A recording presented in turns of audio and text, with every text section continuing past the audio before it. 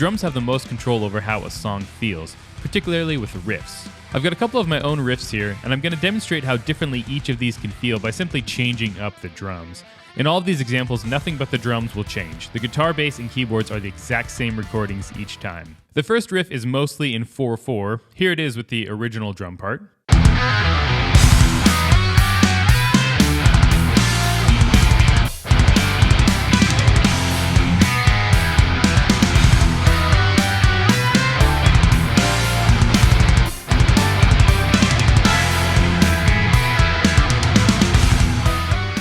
The second riff is from an Opeth-style backing track I put out last month, and it's in 12/8.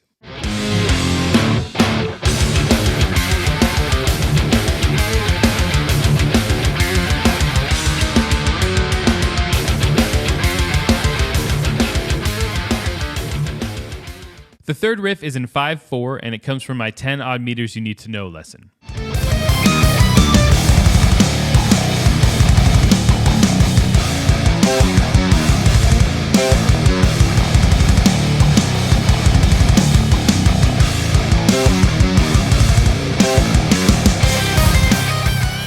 With these three riffs, you'll get an idea of how these drum grooves work in 4/4, 12/8, as well as with an odd time signature. The drum grooves I ended up using for these riffs follow the riffs and accent important elements of them, usually with cymbal or snare hits, but there's lots of other options available. I obviously won't be able to cover all of the grooves that you could use, that would be impossible, but I'll go over some of the main groove types and overall concepts that I use when writing and programming drum parts. Let's start with a basic rock groove with a snare backbeat on beats 2 and 4.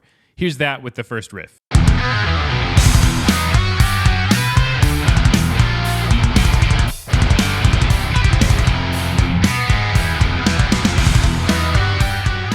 Notice how this makes the riff feel more straightforward and driving, and it might seem too simple, but sometimes simple is necessary, and it sounds great in this case. The 12/8 riff's original groove is essentially this basic rock groove as well, with snare backbeats on 2 and 4. In this case, each beat is 3/8 notes long because it's in 12/8 using compound meter. And if you're unfamiliar with compound meter, I did an in-depth lesson on the subject using examples from the music of Opeth.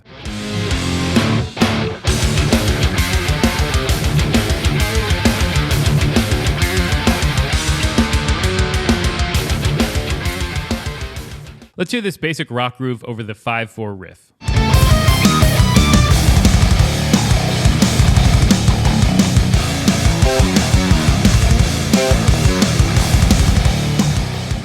Notice how the snare starts on beats 2 and 4, and in the second measure plays on 1, 3, and 5. Essentially, I'm putting a 4/4 groove over top of 5/4, and it takes 2 measures for the groove to line back up with the riff. This is a technique called overriding, and you can check out my lesson on this subject here. This is a really effective way of making an odd time signature feel more natural. In this case, it works really well, and it gives this riff a lot more energy. Another simple groove that can dramatically change a riff is halftime.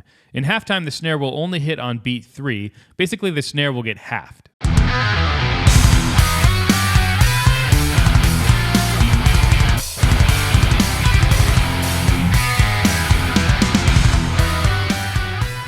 This can be made extra heavy by half-timing the cymbals.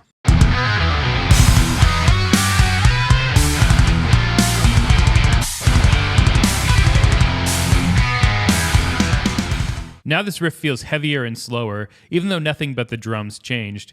Here's the basic rock groove and the halftime back-to-back.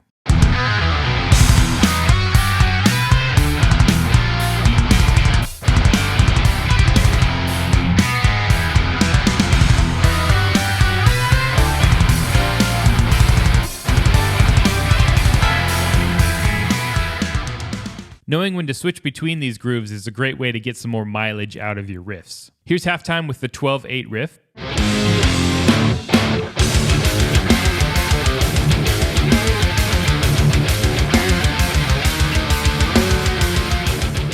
Same deal on this riff, it feels much heavier with a halftime groove. You can do this with an odd time signature as well. I'm going to use the same overriding technique I used earlier on the 5/4 riff, but this time it's going to take 4 measures for the riff and the groove to line back up.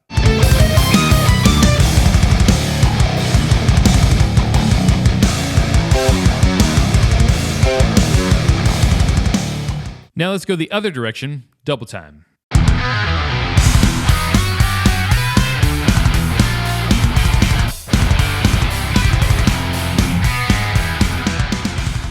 Now the snare is hitting on the and of each beat, twice as often as a basic rock groove, hence the name double time. Now on this particular riff, this doesn't sound very good because this riff isn't at a very high tempo. As with anything, how it sounds is the most important thing, and if I was to try this groove over this riff, I would instantly change my mind because it's not the right option for this one.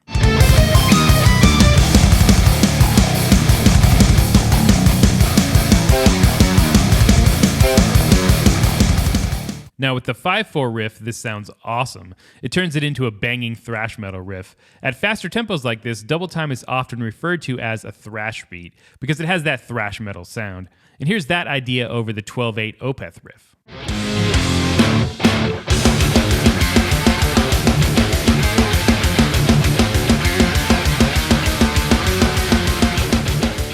This also works incredibly well, and it's cool in a 12/8 groove to do this because the cymbals go from playing every 3/8 notes to playing every 2/8 notes. Just by changing the snare placement, there's already 4 different options here: a basic rock groove, half time, double time, and a thrash beat, which is double time at a higher tempo.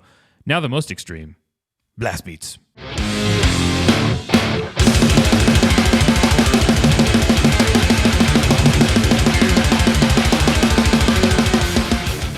A traditional blast beat is essentially a double time version of double time, so the cymbals and kick play every 8th note, and the snare fills in the 16th notes between the 8th notes.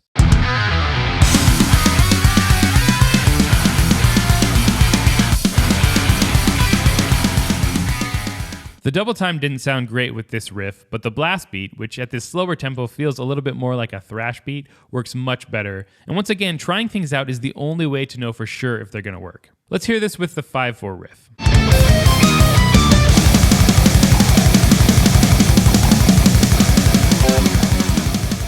This doesn't really work too well on this riff. It's a little too fast and chaotic, so I'm going to try a different blast.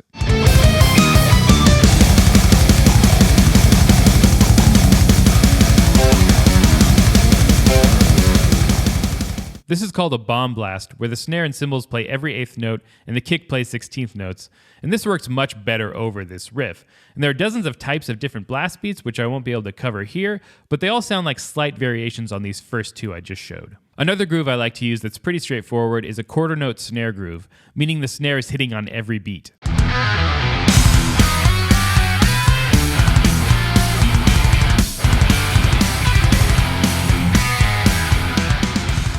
This one brings a ton of energy to a riff, especially at a faster tempo.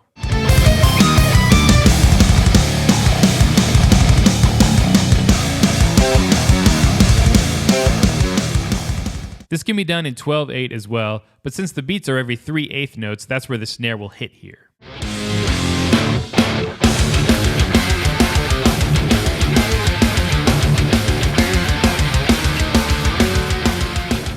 One of the most useful grooves is to have the snare accent the riff. Instead of just playing backbeats, the snare can emphasize certain important parts of a riff. And that's what's happening in the actual groove I wrote for riff number 1.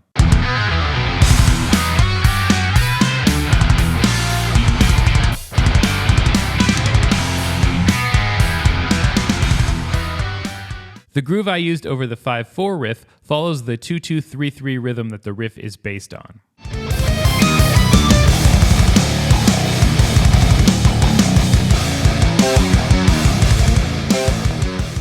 Where you choose to put snare hits can vary greatly depending on the riff, how many snare hits you want, whether you want to also keep the backbeat going. Lots of creative options here. Along that same line, cymbal hits can accent the riff as well. The original groove of the first riff has snare and cymbals following the groove, plus some drum fills.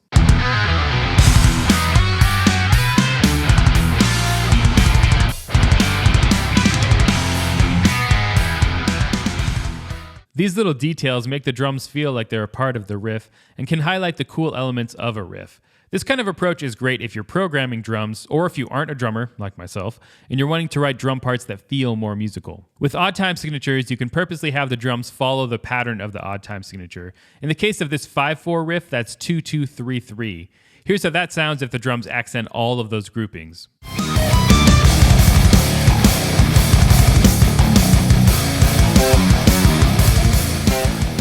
It doesn't have the steady pulse and groove of overriding in most cases, but it's a great option, especially if there's lots of changing time signatures. Tom-based grooves are another common and useful approach.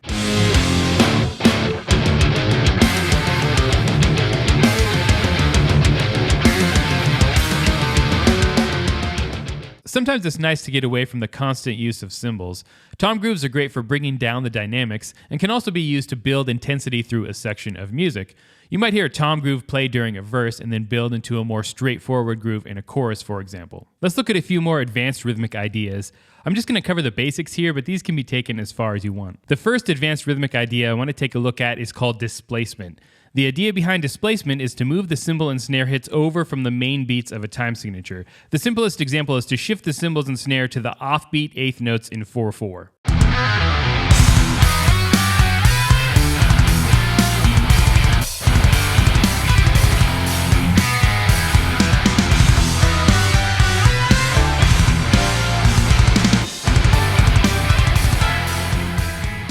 Notice how that throws the whole riff off and makes it kind of feel like an odd time signature. It also accents the riff in a different way, which is a nice effect if done in the right spot.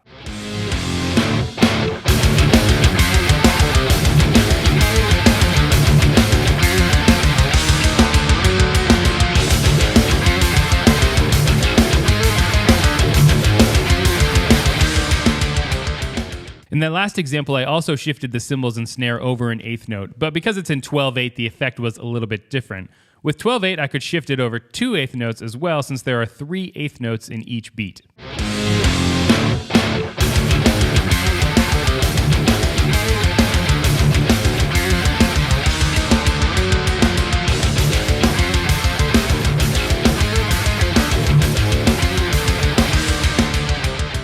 That one feels pretty awkward to me, but sometimes awkward is the desired effect that I'm going for. Here's the 5/4 riff. It's going to start with a double time groove and then move to a groove that gets displaced by an eighth note.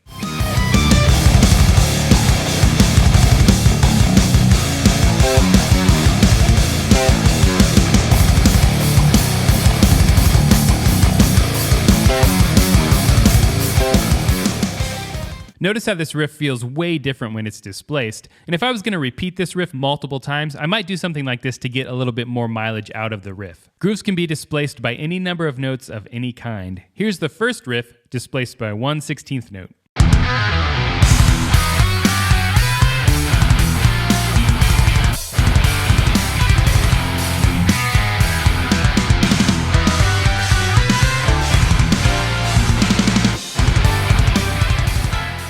That one is pretty wild, but it gives you an idea of the type of sounds you can get with this technique. It's a fun one to experiment with. The last idea to cover here is metric modulations, or as I sometimes call them, rhythmic illusions.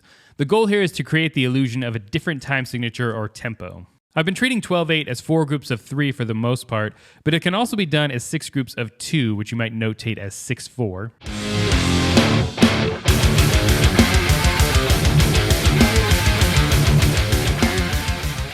Or as 3 groups of 4.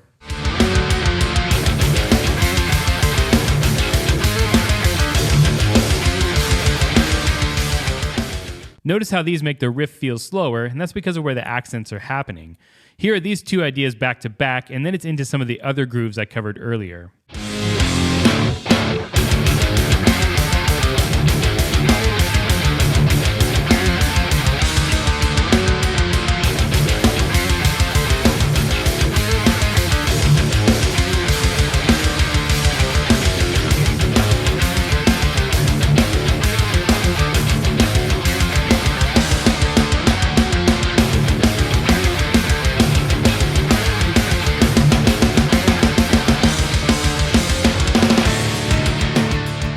Using different combinations of grooves can add a ton of interest to a repeating riff. The amount that I choose to do this is entirely based on what the song needs, but usually a riff benefits from having a couple of groove changes, even if they're small changes. Here's a more advanced rhythmic illusion. I'm going to take riff 1, but the cymbals and snare are going to play every 3/16 notes. Notice how this makes it feel like it's speeding up.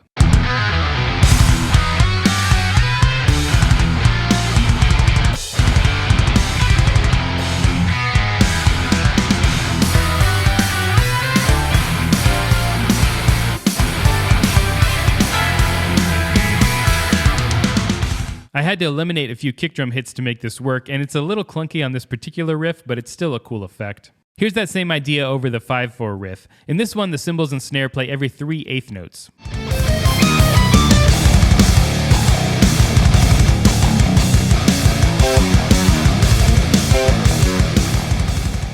That works way better on this riff, and it completely transforms the feel of it. I could also only have the cymbals do the illusion, so the snare hits from the original groove are going to stay, but the cymbals will play every 3/8 notes.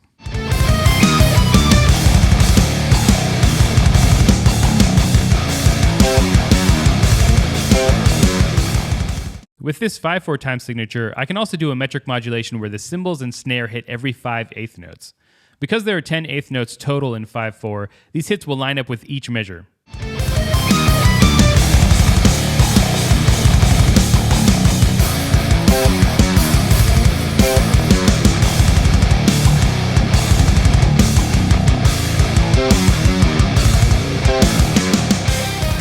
This makes the tempo feel like it's slowing down, which is really cool. And just like the last example, I could do this illusion in the cymbals and keep the original snare hits.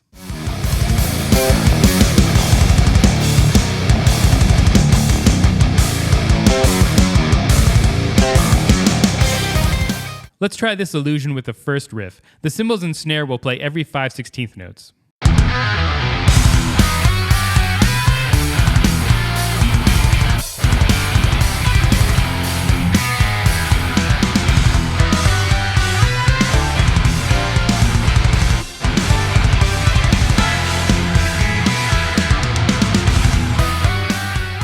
This is still weird, but it works better than the 3/16 note illusion did. I might not use this one exactly on this particular riff, but it's worth exploring some of these ideas. All of these ideas can be taken way further than I demonstrated here, but this should give you a good starting point on exploring drum grooves. Changing up the drums can have a massive impact on how your riffs feel, so give a few of these a shot on some of your own riffs. If you enjoyed this lesson, subscribe, hit the bell notification, like, comment, share. Till next time, stay proggy.